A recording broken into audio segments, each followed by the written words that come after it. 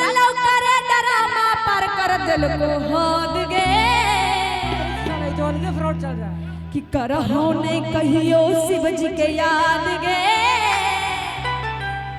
खोज ले ली ओना पड़ दामाद गे हे गे मैया करहो नहीं कहियो शिव जी के याद गे खोज ले ली ओना पड़ दामाद गे अरे आई गेले सावन महीना पिया बाचा हो नहीं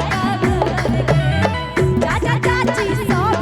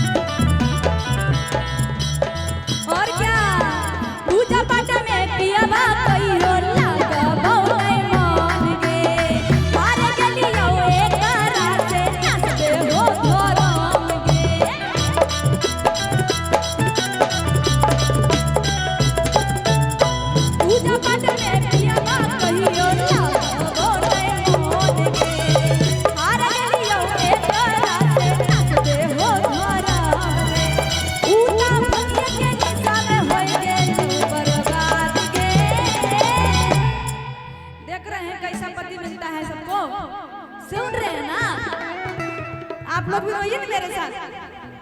अरे रोइए ना, रोइए ना। कि करहो ने कहियो शिव जी के याद गे खोज ले ली ओना पड़ा दामाद गे करहो ने कहियो शिव जी के याद गे खोज ले ली ओना पड़ा दामाद गे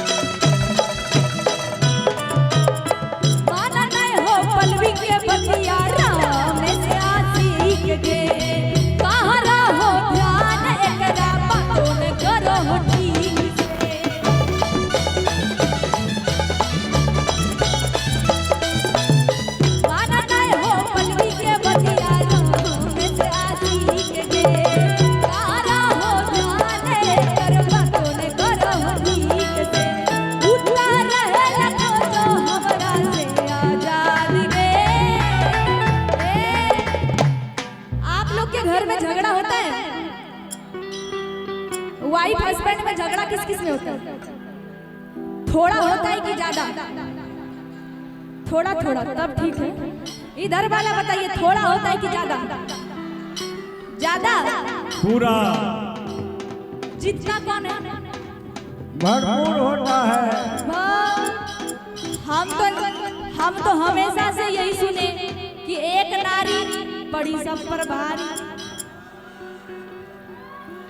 आप भी नारा के बारे में कुछ बोलिए। हम क्या बोलेंगे? ये नारा लोग को पत्नी डांटती है, बोल रहा है कि पत्नी जीत जाती है, पत्नी जीत जाती है, पति जीतता है। लेकिन यहाँ तो हम परेशान हैं, हम तो पूरा परेशान हैं कि करहो नहीं कहियो शिव जी के याद गे खोज ले ली